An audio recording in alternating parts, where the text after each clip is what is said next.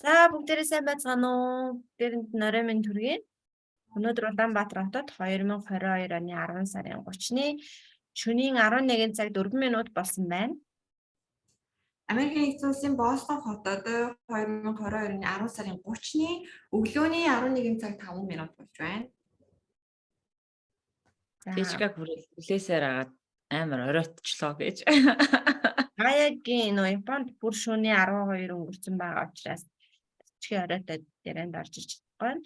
За өнөөдөр хэдүүлээ нэг сонин сэдвээр ярих гэж байгаа. Ер нь бол яг бясалгал хүний одоо нэг оюун ухааны эрүүл мэнд талаасаа ярих гэж бодсон.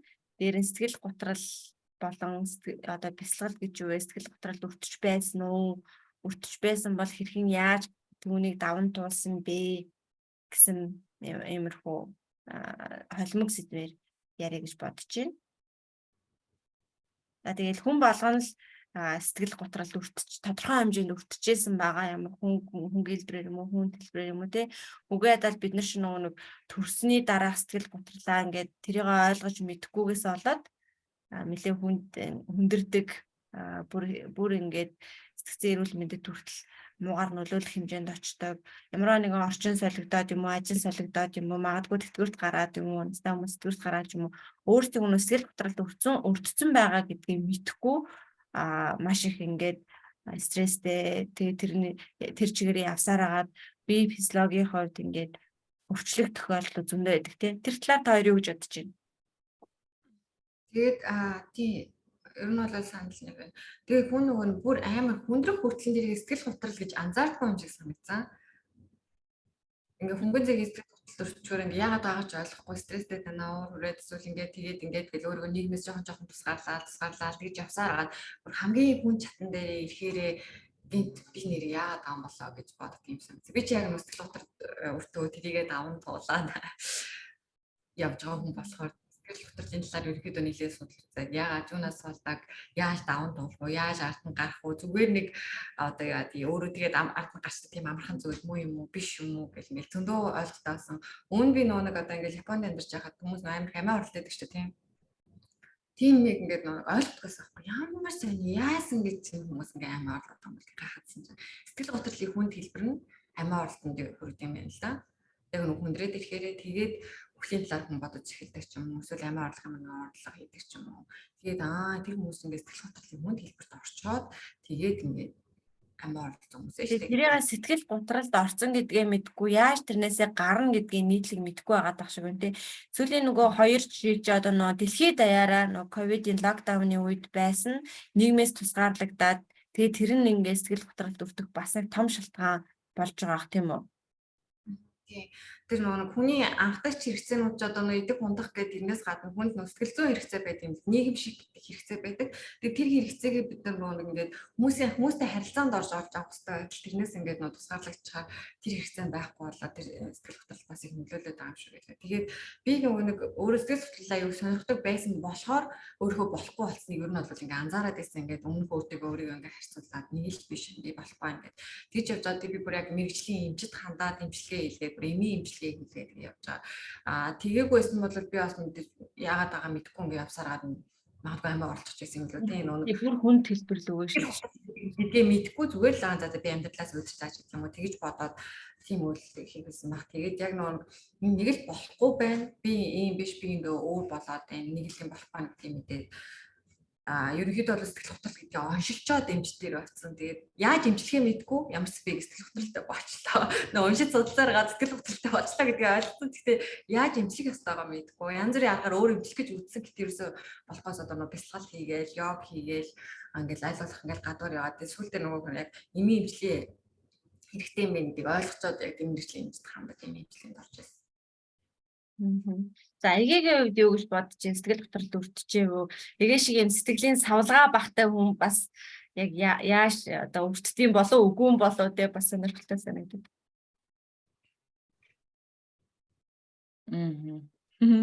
Ер нь бол нөгөө яг өөрөө биеэрээ туулчлаж тэрийг мэдэрдэг юм билээ л дээ. Тэгэд яг нөгөө дахин нөгөө хүүхдийн байгууллагад ажилладаг байхдаа хүмүүстэй ажиллаад хүмүүс нөгөө сэтгэл зүйн асуудлаа яриад тэрийн заримдаа гайхал заримдаа ингээл одоо энэ яагаад ингэдэм болоод гэж боддог байсан зүйл айгүй олон байдаг гэсэн болохоор ер нь бол яг Тэжгатай адилхан өөрөөгөө нэг сэтгэл зүйн асуудалтай болохоор за нэг л биш боллоо шүү. Юунаас болов яавь гэдэг ингээд өөрийгөө бас ингээд үнэлэх үйц хэмжээнд байдаг юм шиг байгаа. Гэхдээ яг сэтгэл готролд угаасаа орж исэн амар олон тохиолдлууд байгаа. Тэгээ тэрийг өстөө 50 тулдаал даван туулж гардсан байх л гэж боддتي. Магадгүй өөр хүмүүс байсан бол тэгэл бас нэлээд хүнд төвшөнд өдр. Хүн хүний нөгөө хүлээж авах чадвар ч өөр гэдэг байгаа шүү дээ.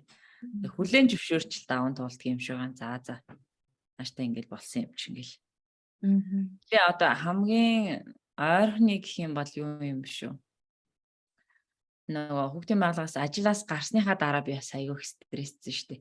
Тэгээ тэрийг өөрөө ерөөсөө мэдгүй ингээд амар сонин сэтгэл готрол гэдэг чи аягүй сонин ингээд өөрөө мэдлгүй эхэлдэг юм байл шүү дээ. Ингээд нэг л мэдхэд би өөрөө бичтэй хийм болчиход байгаа. Тэгээ юу ч хийгээд ингээд бүр нөгөө хувцас хүртэл сольж өмсгөөс энийг чаанч өмсгий тэрийг чаанч өмсгий гэж эхэлдэг юм байл шүү дээ тий. Жишээлбэл нөгөө төрийн албанд ажилладаг байх чинь ингээд дандаа офс явц өмсөөл их голдуул тийм нөгөө өсгийдэг өмсгч жишээний тий. Тэгээ за хүний өмнө гарна гээл айгуу тийм гоёж гангалж хувцалдаг ч юм уу. Тэгээ яг нөгөө хувийн салбарт ороод ажил хийсэн чинь джинсээ өмд будалк өмсгч жишээний тий. Яг тохоо үедээ бол ингээд нөгөө ажлаас гарчаал та амар гоё юм. Одоо нөгөө джинсээ өмднүүдээ өмснө гэдэргээл нэгсэг өмсөж байгаа л сүүлдээ тэгээ уйдчих тийм байл ёо. Тэгсэрнэ за ийм офсын хувц хаач өмсөх үдэ гэж тэдрийгээ харахаар өмсөхгүй ч аах шиг тий. Тэгээ ер нь нэг одоо бодоод тах нэг ийм сэтгэл готрлын асуудалд орохоор хүн тэрийг нэг 2-3 сарын хугацаанд даван туулд юм шиг санагдаад байгаа байхгүй. Тэр та нарын хувьд ямар санагдаж байна хугацааны хувьд? Би зөв өөрийгөө ингээд бодоход за нэг асуудалд ороход хамгийн үндтэй л ер нь нэг жил мэлдэр болсон юм шиг санагдаж байна. Одоо ингээд бодоход. Тэгэл нэг хамгийн богино хугацаанууд бол нэг 2 сар мар тэгэл 3 сар 4 сар тэрэг янз бүрийн хугацаанууд зарцуулдаг. Одоо тэг ингээд ажиллаад тахаар ер нь нэг 2-3 сар бас үргэлжилт юм шиг санагдсан. Би бол хамгийн сүүлд сэтгэл готрол орсныгоо юу гэж бодоод байгаа. Багыгаа төрүүлээ саяхан штэ саяхныг хүртэл ахгүй юу. Олон хүүхэдтэй олон жоохон хүүхэдтэй одоо нэг гэсэндээ төрсний дараа сэтгэл готрол байгаад байгаа ахгүй юу. Гүр ингээд өөрөө ирэхгүй тэрийг мэдчихэж байгаа. Одоо за би ингээд төрсний дараа сэтгэл готролтой байгаа шүү. Ковидын үеийн нөгөө хоёр яг тэр үеэр байсныг ч хэлэхгүй те. Энэ нөгөө дэлхийд дахинаа хүмүүсийн сэтгэл зүйд ингээд маш том өөрчлөлт болж байгаа хгүй те. Нөгөө нийгмийн амьтан чинь гинт ингээд нийгмээс тусгаарлагдаад ирэнгүүт амар том өөрчлөлт ингээд явагдаж байгаа шүү гэдэг ингээд мэдсээр ээжэж хүлээн зөвшөөрсөөр ээжэж тэгээ тэрийг нөгөө нэг контролдож чадахгүй одоо маш их ингээд ааштай болох ч юм уу эсвэл бүр ингээд гинт нэг юу ч хиймээргүй юм шиг бүр юм амар даун болох эсвэл бүр эсрэгээр ингээд зэрэг юмыг ихлүүлээд зэрэг амар актив болох ч юм уу те ингээд нөө санагдаад байгаа байхгүй сэтгэл зүйн дотроо тэгэхээр яг тэр үед бас л нөгөө сонирхож судалж байсан болохоор за ямар ч юм нэг юм болохгүй байна шүү. Миний сэтгэл санааны хувьд ингээд өөр одоо болоод байна шүү гэдгийг мэдсэн тулдаа одоо ингээд ярилцах ч юм уу те тайдтай ярилцсвал бүр ямар сан даргаад яг хэлдэгс аахгүй. За чи нэг энэ нэг хэсэгхэн хугацаанд ингээд яаж игээд тэсээд миний хааш зам болоо энэ би физиологийн хувьд ингээд амар өөр байгааг зүгээр тэсчихээ. Наа чи нэг жоох хэсэг хугацааны дараа ингээд гайгүй болчихноо. Хүүхэд жоохон томорхоор гайгүй болчихноо гэдээ бүр ингээд дахин хэлээд өөртөө ч сануулад тэгээд явж байгаа ер нь гайгүй даун тулсан. Гэтэ тэрний өмнө нь болохоор ингээд бас тийм сэтгэл готролд өртчихлээсэн байгаа хгүй одоо ингээд ботход тэнгүүтээ би чи юмыг ингээд нөө хүлээн зөвшөөрөхгүйгээр шууд ингээд дараад одоо нэгсэн дээрс ингээд булаад нам дараад март бүр ингээд байхгүй болго гэд ингээд тэр техникийг аягүй олон жил хэрэгжилж явсан юм байлээ. Тэгэнгүүт тэр чинь нөгөө өмнө тийшгээс хэлжсэн шүү дээ. Ингээд юмыг дараад байж юусоо болохгүй. Тэр чинь нэг өдөр ингээд бүр амар том нийлж байгаа тесэрч гарч ирнэ. Тийм учраас ингээд нөө хүлээн зөвшөөрөөд гаргаад байх ёстой газар нь одоо зохицуултуудын тус бүрд ингээд хийгээ явах нь зөв юм аа гэд. Тэгээ сүүлийн үед бас тэр техникийг хэрэгжилж байгаа. Тэгээд нөө хүний ер нь одоо энэ эмоц одоо мэдрэмжүүд чинь ерөөсө хамгийн анхдагч тэр мэдрэмжүүдийн хамгийн анхдагч хэрэгцээ нөгөө нэг эзэндээ танигдах буюу нөх хүлээн зөвшөөрөгдөх хэрэгцээ байгаа даа. Энэ одоо жишээл баярлж байгаа тэр хүн ингээд баярлж байгаа илэрхийлхийг л хүлээж идэг тэр мэдрэмжийнхаа тий уурлаад байгаа за би уурлаад дээ шүү. Одоо гомдоод байгаа би гомдоод дээ шүү. Би стрессэд байгаа стрессэд дээ шүү гэдгээ яг хүлээн зөвшөөрөөд мэдрээд за тэглээ шүү гэдгээ ингээд дараагийнхаа алхамыг хийх хэрэгтэй байна л да. Тэсүүлээ тэр техникийг хэрэглээд амар хамаагүй дээрдэж байгаа. Тэгээд надад нэг юу санагдсан юм, найм санагдсан юм. Сэтгэл готролтой байгаа хүн гаднаас нь харахад хизээч хиндэж анзаарагдахгүй. Хинч тэр хүний сэтгэл готролтой яваад байна гэж харахааргүй тийм байдаг. Ингээл инээ чанаагаад олон хүн донд ороод явахаараа зүгээр ингээл байжгаад яг нэг ганцаараа үлдэхэрээ ч юм уу. Ганцаараа байхад яг тушаага өмөрөөд байдаг. Тэгээд намайг сэтгэл готрол үүсдэг ерөөсөө хүмүүс анзаараагүй мэдээгүй байх. Тэгээд яг өөртөө яг тэр сэтгэл готролд ингээд өртсөн байх үед өөртөө бол бүр үнэхээр амар хэцүү байдаг. Тэгээ би ингээд одоо ингээд гадуур явж байхдаа ч хүмүүсэл нэрийн тойрны хүмүүсийг яана энэ маань гайгүй байдаг байгаа даа гэдэг. Гаднаас харахад зүгээр байд энэ өөр ингээд мэдсэн болох гаднаас харахад зүгээр байдаг гэсэндээ дотроо мэдсэн байд юм биш үү гэх тийм айдастай. Энэ сэтгэл готрол гэдэг үе сонсохоор баг нөгөө өвдөлт нь ингээд мэдрэгдээд бүр амар тийм юу болсон шүү дээ. Тийм яг тэр чинь нөгөө нэг хэдэн сэтгэл готролтой байгаа гэдэг чинь бүр ингээд сэтгэл санааны өвчин тусчаад байна гэсэн үг шүү дээ. Бид нар нөгөө нэг ханиад үлдэх бүр ингээд дотор сэтгэл нь ингээд өвчлчөөд байгаа. Тэгэхээр тэр өвчнийг ингээд эдгээхгүй бүр ингээд хүндрүүлээд байна. Тэгээ тэр нь нөгөө хүнд харагдахгүй хүний нийгэмд ингээд оролцдог бид нар зүгээр инээгээл те зүгээр ингээд инээгээл харилцаал өнгөрөхтүүдэд хүн хизээш тэрийг өвдсөн байна гэж шаардлагагүй нээл шарах шиг биш болохоор сэтгэлийн шарах чинь бас тэрүүгээрээ жоохон онцлогтой өөр тэгээд хүндрэхээрээ бүр амар дээд түвшнээ болж хүндэрдэг юм шиг байна тий. Өмнө нь нөгөө нэг эгээс хэлээдсэн шүү дээ ээжийг нөгөө тэтгэврт гараад тэтгэврт гарсан сэтгэл готрол өртдөг шүү. Та яаж ийна гэж хахад ээж тухайн үед зүгээр л юм шиг байгаадсан. Эргээд бүр сүүлд нь ботход яг ингэ сэтгэл готрол өртсөн байсан юм байна. Айгүй стресстэй байсан юм байна гэд хэлж ярьж ийсэн.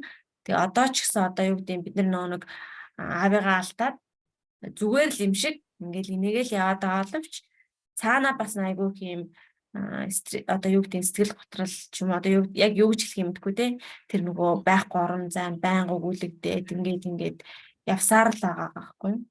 Түүний орон цагаар дутаж нөгөө нэг тэр нэг үлдээсэн шархан ингээ эдгэрэх хүртлээ аних хүртлээ ингээ хугацаа ороод өвтгсөөр л ингээл яваалаа. Яг үнэ. Тэгэхээр нөгөө энийг яг даван туулж байгаа тэр процесс нь юу юм? Би бас илүү нөгөө одоо сүүлийн үед хүмүүс ч аяг бясалгал сонирхоод байгаа шүү дээ. Манайд ч гэсэн хуучин хийдэг байсан дээ. Тэгээд ээж аа хоёр маань бас хамт Тайланд руу бясалгал явж ирээд манайд бас амар их том өөрчлөлт гарч исэн. Яг ингээд нөгөө гэр бүлэрээ тойр цуугаал бясалгал бүх хүүхдүүдээ хүртэл ингээд оролцуулаад одоо нэг бясалгал гэлдэх юм бол нэг хүн заавал ингээд нэг газар очиж өөр тухтай газар хийх хэрэгтэй юм шиг ойлгодог бол манай ч явж ирээ шууд гэртээ бид нар нөгөө цагаар бясалгал хийдэг гэсэн. Тэгээд тэрийг ингээ анхлаад хийж байгаа хүмүүс нэг жоохон их төвхтэй юм шиг те. Би одоо бодоод тахад тэр яг тэр үед нэг ингээ төвлөрч чадахгүй айгу стресстэй байсан юм шиг байна. Тэрийг ингээ анзаарахгүй тэгээд яг ингэж удаан одоо ингээл 30 минут яаж удаан суунаач гэдэг юм ингээ төвлөрөхтэй айгу хэцүү. Тэгээ яг тэр бясалгал ингээд хийгээд ахаар яг тэр нөгөө өөрийгөө одоо нэгсэндээ айгу тайвшруулад те нөгөө юмнуудыг хүлээн зөвшөөрөөд тэр ирэхээр бясалгалаас бас айгу их юм авд юм шиг санагдсан. Тэгээд айгу их тайвшрал тайлбар. Ээж бол орж ирсэн бол бясалгалын талаар гоё ярьж өгөх байсан баг те. Биднээс одоо илүү дээд түвшний бясалгагч хүн шүү дээ. Тэгээд нөгөө гол нь яг тэр гэр бүлэрээ бөөнөрөө бясалгагч айгу чухал юм бэлээ. Хүмүүс ч одоо гэр бүлийн нэг гишүүн ч юм уу бясалгагч болчоод нөгөөдөл нь дэмждэггүй ч юм уу те. Тэгэл одоо ингээд бясалгал хийдэг ч гэдэг юм ингээд зөрчилтэй гардаг. А манайд бол нөгөө бүгдээрээ ингээд хийж байгаа учраас нэгэндээ айгуу тийм хүлээцтэй тий одоо тэр бясалгал хийж байгаа хэвчээ тэр хүүхдүүд өдөр ингээл унтаж мундаал яг ингээд уцад цэрж байл эхэндээ айгуу хэцүү байж байгаа сүүлдээ ингээд бясалгал хийгээд тахаар айгуу тийм тайван дөлгөөхөн болд юм шиг санагдсан шүү дээ. Хоёр тэр нь бясалгал хийгээд ямар үр дүн гарч исэн. Тэр чинь нэг хоёулаа зэрэг бясалгаад зүүдэнтэй холбоотой аим шиг юм тохиодоод тэрнээс хойш нэг хэсэг завсарласан шүү дээ. Шууд зүүд байгаа. Зүүдэр яриад өглөө босч ирсэн ээ. Өчигдөр чи зүүдэн тэгээд бити амар юм яриад тэгээ миний зүүдийг өргөжүүлж ярьж мараад ёо чи бүр зүүдлээ нэг нэс айгаад. Тэгээ нэг хэсэг болсон тийм бүр ингээ огцаа боли эн чи ер нь Тэр амар санагдаад. тий хамаагүй зүүдийг зүүдлээ. Тэгээ нэг нь яриад ихлээс нөгөө хүн яг өргөжлөж яриад. яг үргэлж амар болсон бэ. Тий. Тэг яг бясалгалд янз бүрийн бясалгалын төрлүүд байгаа шүү дээ. Тэгэнгүүт яг бид хоёрын хийжсэн тийм бясалгал гэдэг яг нөгөө тархины потенциалыг нэмэгдүүлдэг бясалгал гэдэг одоо угаасаа боловсролын салбарт болон их сургуулиудад аягүй хэрэглээ. Тэгээд нөгөө тархиа нэгэсэндээ бүсэлж байгаа байхгүй юу? Тэр тийм төрлийн бясалгал байсан. Тэгээд яг тэр бясалгалт ингээ анх суугаад багшийн удирдлагын дор хийж яхад тэг хэдэн настайгаас эхэлж бясалгал хийсэн бэ гэж би тэр асуужсэн тийм. Тэгэхэд би бүр ингээд бүр багаасаа бясалгаж ийсэн байснаа олж мэдсэн. Нөгөө бүр жоохон байхдаа тийчээд хэдэн ч настай байсан. Бид нэр ингээд нөгөө бүр гэдэгт амьдэрдэг ах үед тийчээд баг хэдэн настай байсан юм бэ? Тийчгээ санаж юм. Тийчгээл бага юм аяг сандаг да. Бараг 9-10 настай бүр жоохон байт юм аа. Тэр үедээ ингээд яг орон дээр ингээд суучаад надад хинч битгий саад ол гэдэг. Ингээд юм бодоод ч юм уу ингээд нэг тоо дотроо тоо мод тоглоод яг ингээд юм бодоод төлрөө суудаг нүдэ анаад. Тэгээ нөө тийчгээрэл юм асуух ч юм уу юм юм бол бүр ингээд ерөөс огт юу ч хариултгүй. Ер нь бол одоогийн бол бяцлаглыг хийжсэн байгаа байхгүй юу. Тэгээд тэрүүгээр юу хэлэх гээд байна гэхээр ер нь бид нар өөрсдөө ч мэдхгүйгээр заавал бяцлал хийн гээл ингээл одоо юу гэдэг ум тарин уншаал суух биш. Тодорхой хэмжээнд ингээд бяцлал хийж идэм байна, хийж байдаг байсан юм байна гэж бодсон. Тэгээд уулан далахтаа бид ингээл яг нэг юм дээр төвлөрөөл ч юм уу ингээ хийдэг штеп. Эсвэл ингээл яг магадгүй хувцс эффекттэй аяг угаахтаа ч юм уу ямар нэг ингээ стресстэй юм тохиолдохоор аяг угаах ч юм уу хувцс эффект ч юм уу эсвэл ингээл нэг бас тохиол гэрээ сайхан цэвэрлэх ч юм уу тэр үед ингээд бас яг бяцлал болоод байдаг байсан юм байна гэж бодсон. Тарих амар олон юм ингээд зүрх тарих хоёр зүйл байнгын амар ажиллагаатай байдаг шүү дээ. Тэгээд тэгэхээр тэр тархийг амрааж өгж байгаа гол тэр юунд бяцлал юм байна гэж би ойлгоод байгаа байхгүй юу. Амар олон юм авчаад байхгүй, өтгөх олон юм санаа зовоод байхгүй ингээд тайвшруулж өгж байгаа тийм тархийг амрааж өгж байгаа гэх юм уу. Тэгээд тархич угаас амраад ирэхээр илүү хүчин чадалтай тий өөр юмнуудад ингээд ажиллах чадвар нь гэсэн юм битэн. Тэгээд тэр амрааж өгж байгаа нь одоо хүмүүс нэг тоолж модогч тий 1-ээс 100-аас 1 хүртэл тэр чин хүртэл ингээд өөр юмнууд руу савчихгүй зөвхөн тэр тоо ингээд бодоод зөвхөн нэг юмдаа төвлөрөх ингээд явж байгаа байхгүй. Тэгэхээр нөө тархич ингээд нэг зэрэг олон юмд ажиллах гэдэг угаасаа ингээд бүх биеийг удирж байгаа ч тий энэ хөл ингээд хөлөнд нэг өвдөл мэдэж жахад гар ингээд халуун өмдөрөхөд гар халцлаа гэдэг юм. Бүх юм ингээд явждаг болохоор тэр нөө бүх ингээд бодлогоудаас бүх юмнаас нэг төр зурж болоо гэж жоохон чөлөөлөөд тархийг амрааж өгж байгаа нэг төрлийн амралт гэх юм уу. Би нэг юу үг нэг найз минь гэж хэлжсэн байхгүй юу. Хүн ингээд идэх, унтах, бясалгах гэсэн 3 үйлдэлийг хийх ёстой. Одоо амьдарч явах хугацаанд гэсэн чи идэх, унтахыг хамгийн их сайн хийдэг, байнга хийдэг. Харин бясалгахыг огт хийдгүй юм байна. Тэгэхээр нөө би физиологийн хувьд бид нэр идэх, унтах хэрэгцээгээ нөө би физиологитой зориулж хийж байгаа. Харин нөгөө оюун санаандаа зориулж хийж байгаа юм бясалгал юм аа. Тэр хүн тогтмол яг нэг идэж унтах хэрэгцээгээ байнга бид нар бол яс биелүүлж байгаа штэ. Тэр шигээ ингээд бас бясалгал буюу оюун санааныхаа энэ амрах эрч хүч өгөх идэж унтж байгаатай яг адилхан бясалгалыг хийх ёстой юм байна гэдэг тэр үгийг сонссон хойш бясалгалыг бүр аягүй их сонирхож бүр ингээ хийгээд зориод судлаад ямар төрлийн бясалгал гэдэг ингээл бүх төрлийн бясалгалуудыг бас туршиж үзэж хийж үзсэн байгаа байхгүй юу. Тэр та яг хамгийн анх бясалгал хийжсэн хизээ байна.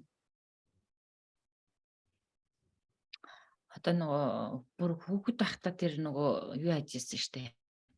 Нөгөө гадаадууд ирээл нөгөө бахаа шүтлгийн талаар мэдээлэл өгвөл тэгэхэд нөгөө мөргөл уншиж байгаа ингээд суудаг. Тэр бас яг нөгөө тий хүмүүсийн тэр нөгөө хэлж байгаа ишлүүдийг сонсоол тэр одоо бараг бясалгалын эхлэл байсан юм болов гэж бод. Тэр бол яг бясалгал байсан тий бид нар бүгдээр нүдэ анал чимээгөө суугаад яг тэр үгэнд төвлөрөөл тийм байна. Яг бясалгал бүр жоохон бахнаас байсан юм тий. Тэгэхээр бид нар бүгдээрээ л адилхан яг тэр үеэс хийсэн юм байна гэсэн үг тий. Тийм байна. Тэгвэл бясалгал хийгээд одоо мэдрэгдсэн өвөрмөц сонин содын юм эсвэл амьдралд гарсан өөрчлөлт ч юм уу бясалгал хийхээ ач тус юу вэ? Яг би ингээд мэдэрсэн.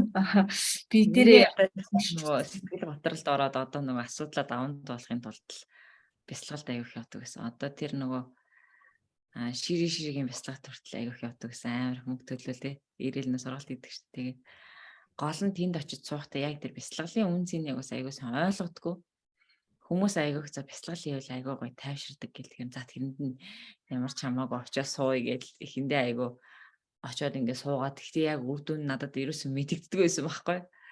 Тэгээд ерөөсөө за энэ бясалгалч угаас сайн байна. Яг нөгөө жигнэсээ тэр бясалгалын нөгөө ид шидийг ойлгохгүй.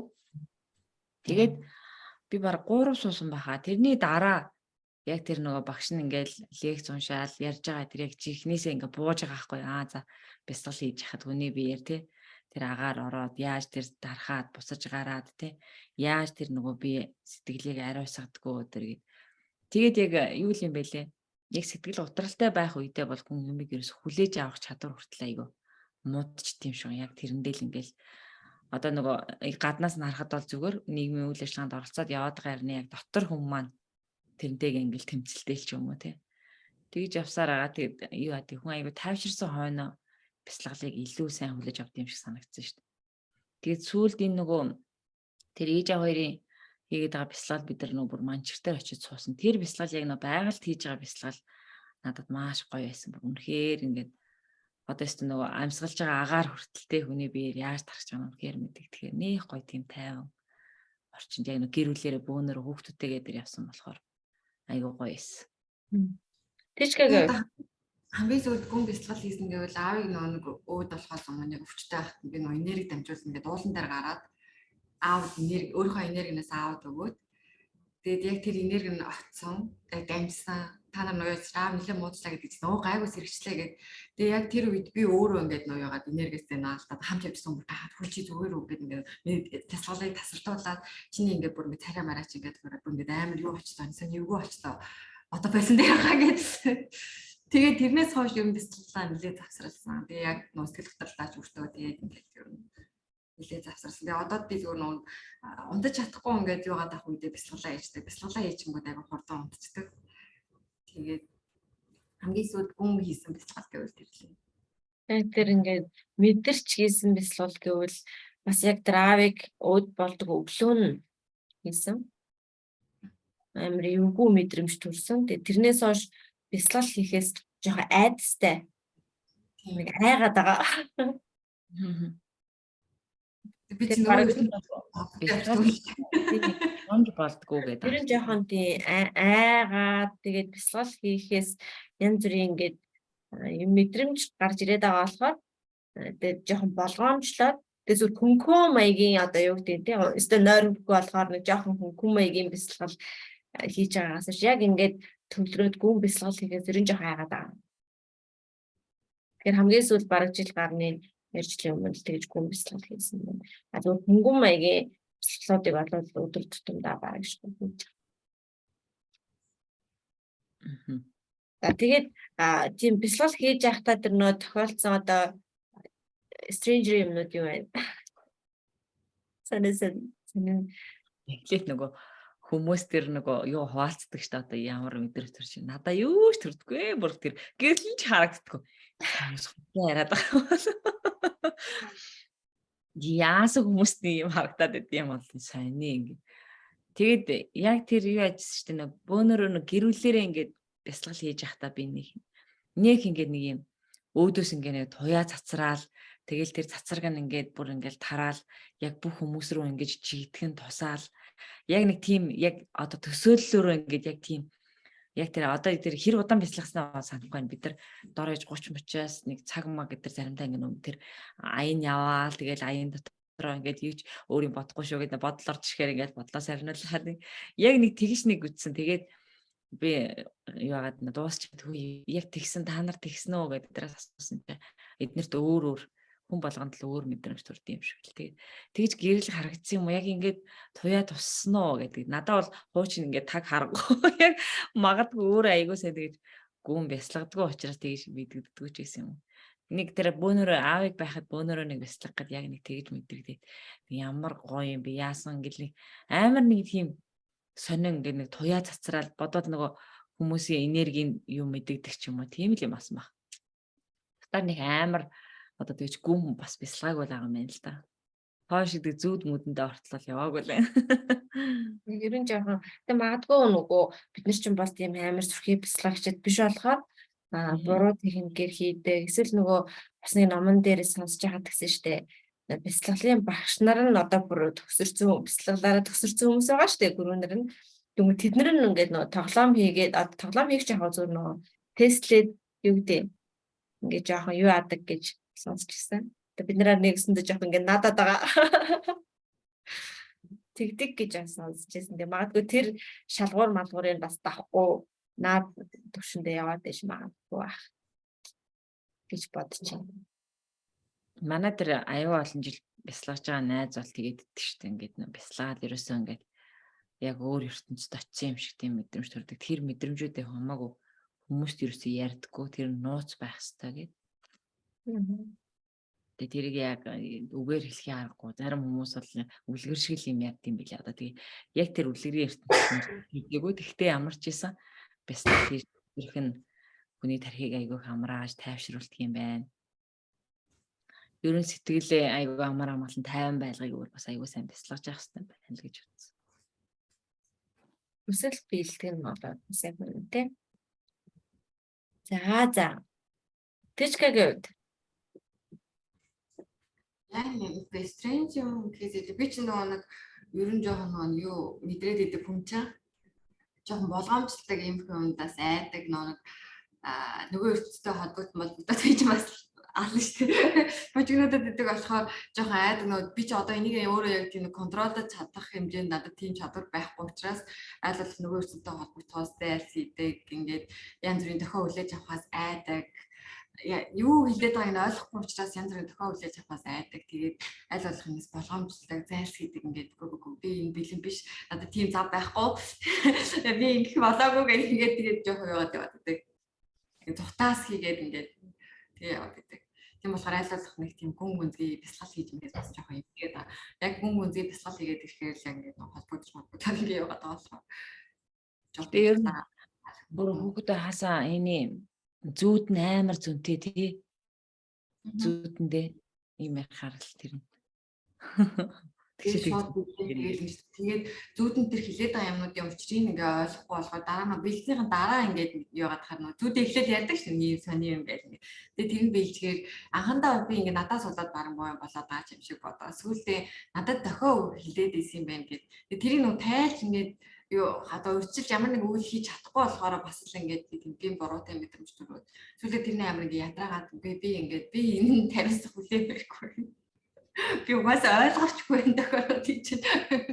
Тэгээ ойлгосон ч би ингээд надад хийж чадах юм байхгүй ингээд зарим нүдийг ойлгоод ингээд мэдсэн гэсэндээ одоо аавыг өнгөрөхөд тийм аав инглиш ингээд гараад ирчлээ имжлэгийг үнэлээсээ цухтаагаад гараад ирчлээ тийм энэ чинь харагдахгүй ингээд тэгээд яг имжлэг өгж гарахаас өмнө тэг би тгийг мэдээд ингээд заахгүй тэр бол амар ойлгомжтой зүйл. Гэхдээ би тэрийг мэдлээгээд надад хийж чадах юм юу ч байхгүй. Зүгээр ингээд эртэл мэдчихэж байгаа. Тэгээл ингээд эмтгүй яах нөө юу ахлаа ингээд нөө сайжруулаад ингээд нөгөө ертөнцтэй илүү холбоод илүү дэлгэрэнгүй мэдээлэл аваад тэгээд яваал ямар нэг юмнаас үргэлжлэн сэргийлэх ч юм уу тий эсвэл бэлтгэлтэй байх ч юм уу ямар нэгэн зүйл тийм байх боломжтой. Тэгээд тэгж чадахгүй байгаа болохоор жоохон. Тэгээ магадгүй бидний мэдсэн ч гэсэн ямар нэг юмыг өөрчилж чадахгүй өөрчилж болохгүй л ахал та. Тийм зүгээр яг бэлтгэлтэй байх хэрэгтэй. Гэтэ одоо нөгөө яг сэтгэл гутралын хамгийн ихний хам шинжүүдийг бас хүмүүст хэлэл хүмүүс одоо жишээ нь мдэггүй байж байгаад тий өөр дээр онцлогоо хийх үз одоо өөрсдийнхөө хувьд мэдж байгаа ямар зүйлүүд байна. Хамгийн ихний шинж тэмдгүүд гэдэг юм бол нийгмээс өөрийгөө тусгаарлаж хэлдэг гэх юм уу? Гатгшаа гармааргүй, хүмүүстэй уулзмааргүй, үзэгчтэй байвал амар санагдаад ингээд нийгмийн харилцаанаас өөрийгөө тусгаарлаад хэлдэг. Тэгээд янз бүрийн итгэлгүй болно. Өөртөө итгэлгүй болно. Өөртөө итгэлгүй болно. Өөрийгөө үнэлэмж нь буруугаас ингээд амар тоонолдог. Ер нь сэтгэл санаа ингээд амар доошоо орж байгаа нэг хэлбэр байх л та тийм. Энэ өөртөө итгэлгүй орчингууд чинь нөгөө нийгмээс өөрийгөө тусгаарлаж эхэлж байгаа. Тэгээ нийгмээс өөрийгөө тусгаарлаад ингээ өөртөө итгэлгүй ингээд ирэхээр чи мэдээж хүн стресстэн. Тэгээ стресс тэгэхээр чи ааш яад сайхан байх уу? Амар ааштай болно, стресстэй болно. Тэрийг ингээд магадгүй гэр бүлийнхэн давар хүмүүстэй нөхөртөө ингээд гаргана. Ямар нэгэн одоо жишээлбэл яг над дээр болоод яг тэгж тохиолдож байсан. Манай бүр ингээд гайхаад чи яг яагаад байгаа юм гэдэг. Чи ийм хүн болно биш дээ гэдэг. Гэхдээ тийм би өөрийгөө мэдчихээн тийм хүн биш. Гэхдээ надад ийм тохиолдоод байна гэдэг. Бүр яг ийм хүн харагдаж гэсэн эс мэдэгдэм юм өөрийгөө тусгаарлсан, өөртөө итгэлгүй болсон. Тэгээд нийгмээс өөрийгөө тусгаарлсан, ааштай болсон. Нөө бүх юмнуудаа ингээл менеж хийгээл зохицуулаад ингэж байсан бол тэр чадвар нь бас ингээ байхгүй болсон байх ч тийм. Тиймэрхүү хөнгөн ч юм уу хүн ч мэдгүй те. Тэр шинж тэмдгүүд бол ингээл илрээл гэх юм бол ямар ч юмсан сэтгэл хөдлөлийн анхны шинж тэмдэг болж байгаа ах гэж бодож байна. Тэн дээр нэмж хэлэх юм байна уу? Тэгээ нөө өөртөө итгэлгүй болох тусмаа нөө одоо түрүү чигээгийн хэлсэн шиг те нөгөө ойж годохгүй хуцаач солих тийм хүсэлгүй тиймэрхүү болж ажиллаж байгаа хэл та. Тэгээд яг хөнгөн хүнд хэлбэрийн алинд нь ажиглагдгийг мэдэхгүй. Гэтэ нөгөө хэрэггүй худалдаа авалтууд амар хийдэг. Ингээ шинэ юм ингээ зүгээр аваад ингээ дэлгүүр эсэлгүй хамаагүй аваад хэрэглэхгүй юм ингээ зүгээр аваад тиймэрхүү юм бас ажиглагддаг. Би энийг анзаараагүй байж зоод нэг хүний яриа сонсноос хойш анзаарсан чи яг тэр сэтгэл хөдлөлттэй үедээ би амар худалдаа авалт хийсэн байсан. Тэгээд ингээ бодохоор дараа нь ингээ хэрэглэхгүй ингээ юмуд ингээ амар хавцсан би яагаад гэсэн юм бол тэгээ гайхаад яг тэр сэтгэл хөдлөлийн Тэр эсвэл хүн өөрөөр илэрдэм болов. Би бол эсрэгээрээ огт худалдаа авалт хийхгүй. Огт худалдаа авалт хийхгүй ямар сайн ээжтэй эмүүлсэн шүү дээ нэг юм. Өмсөгч овцгүй, өмсөгч олигтой овцгүй хаашаа юм. Тэр нэг хүн хэлбэр мэлбэртэй ч юм уу өөр нэг шатнаад гэдэг байж магадгүй. Ямар ч гэсэн тийм янз бүрийн л ер нь айгүй олон төрлийн шинж тэмдэг илэрнэ. Гэхдээ гол яг тэр шинж тэмдэг нь бол тэр өөртөө итгэлгүй болох амьдралаас уйдах ч юм уу гинт амьдралын талаар одоо яагаад ер нь ингээд одоо барыг хангалттай амьдрсан биш үү гэж боддог ч юм уу тийм зөндөл удаан ингээд амьдралаа хангалттай амьдсан. Тэр бол арай хүнд шат байна. Нэлээ хүн чатраад байна. Тэгээ эсвэл хүмүүс бүгдээрээ хуурам санагдах ч юм уу бүх хүмүүс худлаа санагдах ч юм уу. Тэгээд нэг тийм өөрийгөө бусдаас өөр байгааг мэдэрч нэгдэж би л ганцаараа өөр байгаа бусад хүмүүс одоо надаас өөр байгаад байна гэдэг нэг тийм одоо нэгэсэндээ нийгмээс тусгаарлах гэх юм бас нэг хэлбэр нэг байхгүй юу? Ягаад хүмүүс бүгдээр юм өөр байгаа юм? Ягаад энэ хүмүүсийн сонирн байгаа юм? Би гэж нэг яг юм хүмүүс гэдэг нэг юм хоёр хэсэгт ингэж хувааж хардаг байж байгаа байхгүй юу? Гэтэл яг юм энэ дээр чи өөрөө өөр байгаад байгаа байхгүй юу? Тийм өөрөө л өөр байгаад байгаа. Тэгэнгүүт тэрийг яагаад энэ хүмүүс өөр байгаад ингэж харж эхэлж байгаа байхгүй юу? Тэгээд явсаргаас үүдээ би болохгүй ингээд хүндрэгц маань би ер нь болохгүй юм. Би ер нь ингэж болохгүй нэ би ингэж амьдрах юм ямар хэрэгтэй юм тийм үү? Ингээд болгон хүн чатруугаа ингээд. Тэгэхээр бас нөгөө хүмүүс одоо тэр нөгөө жишээ нь төрсний дараах тий салалтын дараах янз бүрийн сэтгэл хөдлөлд орж байгаа шүү дээ. Тэгэхээр тэр шинж тэмдгүүдээ бас ажиглал одоо миний хувьд бол жишээлбэл за нэг л биш гэдгээ бол мэдэнгүүтээ за ямар арга хэмжээ авах вэ, яах вэ, ийх үү, хинтээ ярих уу, ямар юмэр байна гэл хүмүүс ер нь голдуу айгүй гадагшлуулна гэдэг ан тэр хүмүүст хуваалцаж ярьж уйлж дуулж те баярлцэн гэж тэр нөгөө мэдээж тэрэнд хугацаа айгүйх орд юм шиг аа. Тэгэхээр одоо тэр хөнгөн байвал багадгүй богинохон те хүнд байх юм бол арай урт хугацаа зарцуулаад ах шиг байна. Тэгэхээр бидний нөгөө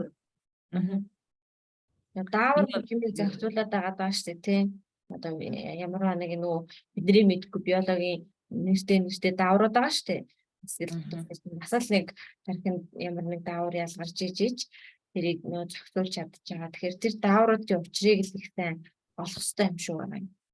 Ямар хэрэгцээгээр ямар даавар хаашаа ялгардаг. Тэр нь яагаад ялгархгүй байна. Тэрийг яаж одоо өөр юмар юм уу хүлээн зөвшөөрч яаж шүдээ ялгаруулах хэрэгтэй юм гэдэг тэр одоо хэрэгцээг их сайн судалж мэдчих хэрэгтэй юм шиг санагдсан. Тэгээ нөгөө юу ажиж нөгөө цагаагаар одоо жишээлбэл гадаа амир өвөлдөө бороотой өдөр олон хонох юм бол хүмүүсийн сэтгэл зүй бас айгүй сонирн болдог тий. Одоо Нарнаас нар өдөхгүй удахаараа тий. Гадаадынхын чинь нөгөө Монгол төрөл яасан гоё дандаа юм гоё нар гардаг гэлнэ. Одоо нөгөө том хотод амьдарч байгаа хүмүүс бол нар бараг үзэгдэхгүй шахуу тий. Хөөдгөр яж байгаа. Уусаа одоо ингээл одоо яг өнөөдрийн нөхцөл байдал Улаанбаатар хотод ингээд амар цав цагаан цаас дараал 2 хоног ингээд бүрхэг байгаал тэнгууд бидний сэтгэл зүйд хүртэл яг нөлөөж байгаа хгүй тэг нэг сонин юм дандаа ингээд нараа гарах бүрхэг байчингууд ингээд нэг сэтгэл санаа нэг сонин ингээд зүгээр ингээд хөвтэйл амарч юм шиг те ажлын үр бүтээмж ингээд байхгүй болоод ингээд амрах ёстой юм шиг эсвэл тэр нөө байгалаараа ингээд нэг юм өдөр ингээ унтчих хэвээр ч юм болов. Уусаа тэгэл бороо орох юм уу цаас орох өдөр нөө будаатай цайгаа хийгээл хүнжил дотроо байж ямар хүн санагддаг бах тий. Яг үнэ. Тэр айгүйх нөгөө сайн ярилцсан ш тэр нөгөө уйлж дуулж гаргана гэдэг байгаа чи хүмүүс нөгөө айгүйх сүүлийн үед караокедэд байгаа штэ тий. Тэр чин бас нөгөө стресс тайлах нэг хэлбэрт ороод байгаа штэ тэр нөгөө спортоор хичээлээ караоке дуулж уурдах нөгөө юу яагаад байгаа ч гомцсон бол нөгөө хүндээ очиод голын иргэдээ хашгираад байгаа шүү хүмүүсийн даалаа иргэдээр очиж тэр стрессээ гадагшлуулж байгаа бас нэг хэлбэр юм шүү. Ер нь стрессээ яг ямар аргуудаар тойр гадагшлуулж байна? Өөрсдийнхөө хувьд. Янз бүрийн аргаар гадагшлуулдгээс миний хувьд хамгийн сүүлд нэг айгүй стресс юм нь уус нөө амар их завгүй байгаад байгаа. Тэгээд ингээд завгүй ингээд байгаад ийм нөгөө пресс ингээд мэдрээл авах тусмаа жоох юм дээр ингээд хүн амар ингээд тесэрдэг юм шиг байна тий. Тэнгүүт нэг амар сарын жоох юм дээр амар гомдоод тэгээд яг тэр үед нөгөө хүний нэг мэдрэмжүүд чинь эзэндээ танигдах гэсэн тэр одоо хэрэгцээ шаардлаганд байгаад байдгаа наадхаа танд бүлээн зөвшөөр гарга гэл тиймээ сургалтанд сууж таарад тэгээ бүр нөө уйлаад одоо нэг тийм жоох юм ингээл яриад уйлангууд чинь бүр ингээ хүмүүс гайхахаар заяа. Тэгээд тэгэнгүүт чинь ингээ зүг зүгээр болчихж байгаа хгүй нөгөө уул ингээл хүнд чинь нэг амар сони жижигхэн юм дээрс ингээл амар гомдсон бол ингээл тэр нь стресс одоод ингээл байгаал л штэ. Тэгэхээр зүгээр л тэр барыг нэг 2 ч хүрэхгүй минутын дотор ингээ бүр өргөс авцсан юм шиг ингээ зүгээр болчихж байгаа хгүй юу. Тэгэхээр тэр нөгөө яг мэдрэмжээ таниад бүлээн зөвшөөрөөд түүнийг гадагшлуулах нь хамгийн зөв юм шиг байна. Магадгүй ингээл дотроо ингээ стрессэл нөө наа чиг дардаг хүн дараалах юм бол тэр нь одоо өшөө том болж гарч ирэх ч юм уу тий. Тэгэхгүй тухай бүрдэн ингээд гаргаад байх юм бол тэр нэг яг байгаа хүлээж аваад өөртөө шингээгээд гадагшлуулаад манай монголчууд нөгөө яагаад гэдэг чинь эрэгтэй хүн байж уйлаад гээ. Тэрнээс болж битгий яваарэ. Нулимсаа битгий хориорой гэж би ялангуяа эрэгтэй хүмүүсээс миний нэг эрэгтэй хүмүүс үздэг байх. Гэхдээ зүгээр дэрэгтэй байгаа эрэгтэй хүмүүстээс хэлээрэй гэж хэлмээр санагдаж. Тэгээд эрэгтэй хүмүүсэнд ойлгох хэрэгтэй. Нэгэн тэр хүн нэгээд гомдсон одоо нэг тийм мэдрэмж ороод ирсэн болоод одоо уйлаад гадагшлуулах хэрэгтэй. Тэгэхгүй нэг эрэгтэйчүүдийг, эрэгтэй хүүхдийг, эрэгтэй хүмүүсийг одоо аавдаа байж уйлдгүй. Тийм эрх хүн гэж ойлгохгүй байж хаад идэг. Тэр амар буруу. Эрэгтэйчүүд уйлж явах хэрэгтэй, гадагшлуулж явах хэрэгтэй. Ямар мэдрэмж орж ийн яг байгаагаар хүлээж аваад сайхан шингээгээд гадагшлуулаад боловсруулаад гаргах нь амар чухал. Тийм. Ожигийн директор хадгалагдчихад гардаг гэж үнэн шүү дээ. Нөгөө 16 онд юм уу? Би чинь нөгөө ажилласаа хууль бусаар халагдаад энэ чинь нөгөө хүмүүс чинь нөгөө албан тушаал зараал нөгөө 60 тэрбум хэрэг яваагүй да. Яг л тэр чинь орон нутагт ирээл тэгэл нөгөө бүх хүмүүсийг ингээл ажлын байрын солиол тийм зарим мөнгө төлж хүмүүс ажилд орсон л гэсэн тэрийг ямар өгч авахыг мэдчихсэн харж исэн биш би тэрийг бол мэдэхгүй. Гэхдээ ямар ч байсан амар муухай хууль бусаар одоо эднэр намайг ажлаас халж исэн. Тэгээд би заргалдаад явах л эсэл та. Гэхдээ надад тийх хүсэл байгааг байхгүй. Гэхдээ тэр гомдол маань ингэсэн юм билээ. Хадгалагдаад одоо яг энэ ожигийн хэлдэг дотроо ингээл ямар муухай юм те. За яах вэ гэд ингээ өөрөө хүлэн зөвшөөрсөн ч гэсэн тэр нь ингээд хадгалагдаж явж байгаад би нэг ярилцлаганд орж исэн байхгүй гадагшаа авахгүй. Тэгсэн чинь надаас тэр нөө хамт олондоо гомдож исэн ямар тохиолдол гарч исэн бэ гэж асуусан чинь бүр өөрөө ирэхгүй миний хоолой за ингээд нулимаас Тэгээд тэр асуудлаа тэнд яриад тэгэл миний гар. Тэгэж ахиж юусэн. Яас мангар нөө айгу жоохон юм шиг боловч хүнд яг тэр нь ингээ хадгалагдчих явж байгаад нэг өдөр яг тэгэж гардыг билээстэй. Ямар муухай зүг юм бэ гэ дотроо ингээд бодоод яваад байдаг. Тэрийг ингээд за явахтыг өөрөө хүлэн зөвшөөрсөн хэрнээсээ стил нөгөө ингээ гомдож явж байгаад яг тэр нь ингээд тухайн одоо яг тэр сэдвүүн хөндөгдөхөөр ч юм уу ингээд өөр ирэхгүй нулимс гардыг билээ штэ. Намайг нэрээ яагаад тэгж байгаа ингээд яг тийм мэдрэмжийн төрөө. Тэгээд тэрийг ингээд яриад дараа нь ерөөсөө за одоо тэр надад ерөөсөө сонирн биш аа. Амир барыг эргээд бодохоор инээд юмтэй юм шиг тийм зүйлүүд бас гардаг. Тэгэхээр тэр хүлэн зөвшөөрч гадагшлуулна гэдэг нь өөр аягүй чухал зүйл байгаа. Тэгэхээр сэтгэл готрол гэдэг зүйл чинь ингээд бүх шатны насанд ингээд тохиолдог байгаа байхгүй тийм бид нар хоёр насны синдром гэл амар хүүхдээ уйлдаг үе байдаг шүү дээ тий. Тэгэл тэр уйлдаг үед чинь тэр нөө хилд орох гол бүр ингээд заваад тэр чинь стресстэй орж ийн. Жохон том болоод 5 насных байна. Тэгээд дахиад жохон том болоод өсвөр насных байна. Өсвөр насаа арай гэж нэг даваад тэгэл ажлын байран дээр гарна. Гэнт том хүн болсон стресс төртөн. Тэгээ том хүн болоо явж итэл араас нэмэгтэй хүмүүс болоод хүүхэд төрүүлэл жирэмсний болон төрсний дараах синдром төртөн. Шинэхэн аауд маань бас гэнт гарч байгаа тэр аавын синдром төртөн. Тэгэл үргэлжлэл явж итэл 30 насныхны синдром, 40 насныхны синдром гэл ингээл янз бүрийн дааврын өөрчлөлттэй холбоотой бид нэр ингээд синдром төвтөөд яваад байгаа. Тэр болгондоо сэтгэл готрол төвтөөд яваад байгаа. Тэгэл бүр тэр нь ингээд нэг үе үеэрээ ингээд байнга явж явах шиг байгаа юм тий. Тэгэхээр би сэтгэл готролд өртөж үзээгүй ч юм уу сэтгэл готрлыг одоо юу гэдэг нь хүлээн зөвшөөрж байгаа хүмүүс бол тэрийг нэг эвтэйхэн магадгүй даваа гарцсан хүмүүс байж магадгүй тий. Эсвэл тэрийг хадгалаад явж ч магадгүй тий. Мэдхгүй хадгалаа явж байгаа ч юм уу магадгүй. Өөрөөгөө өнгийгөөд нэг анзаараад үзвэл сэтгэлийн ч мухарт ямар нэг юм өөрийг зовоогоод байхгүй. Байвал гараад хийж байгаарэ. Уудалж гаргаж ирээд хүлэн зөвшөөрөө гаргахын гаргачаарай. Хүн болгоны дотор нэг жижигхэн нарагаар байж байгаа байхгүй тий. Тэр жижигхэн хүн юунд гомдсон юу тэгээд яваад байгаа юм тэрийг ингээ гаргаа айчих юм бол айгу айтайхан болдог. Би яасан Монгол хэлсэн байхад ярьж байсан шүү дээ. Чи яг юу хүсээ да яг яамаар байгаа юм гэхээр би ингээд миний дотор нэг юм жижигхэн өвдгөө тэрс суучаад юу ч үсгүй байна. Чашаа гэд ингээд байгаа юм шиг бидрэг төрж ирээ тэрийг санаж байна. Яг тэгж ярьжсэн. Сархан болгоны дотор нэг юм жижигхэн хүүхэд байдаг. Тэр хүүхдээ эхлөөж юу хүсээд байгааг нь яагаад байгааг нь одоо нэгсэндээ сүнсэн бийж гэж хийж болохоор ч юм уу тийм. Тэгээд нэг сүнсэн бие баярлуулж явах гэдэг амар чухал юм шиг.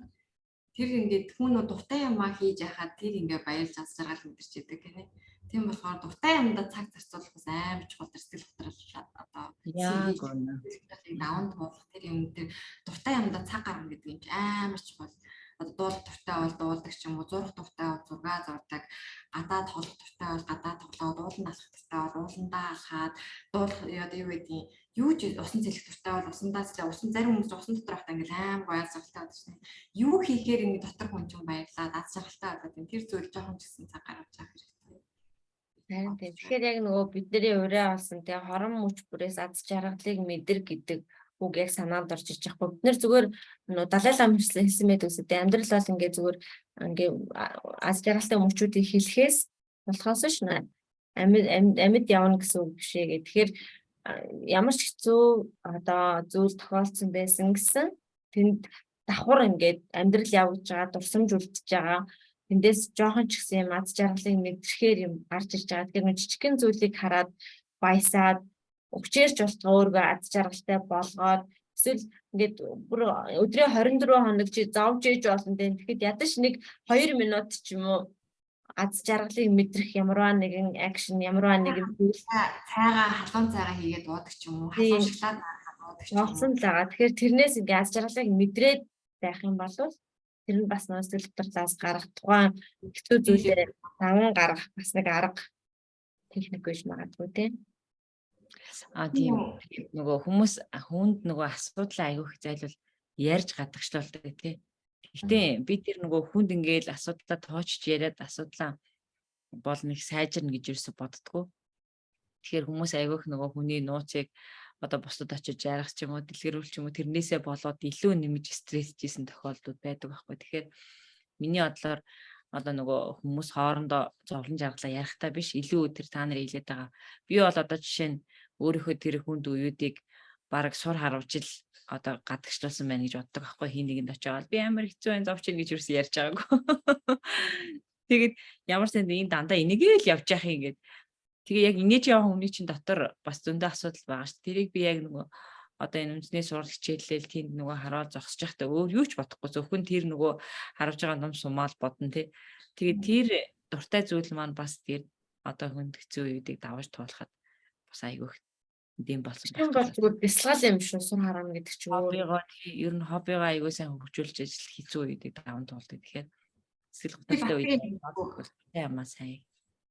Би ингээд нэг хүн болгонд айгүй хэлсээр ч байх болно. Нэг би ер нь бол 70-30% зарчмыг баримтлаа гэж хүмүүс хэлдэг байхгүй. Тэрний үе ихэд 70% өнөөдөртэй амьдаад 30% ирээдүйдээ засуулж байна.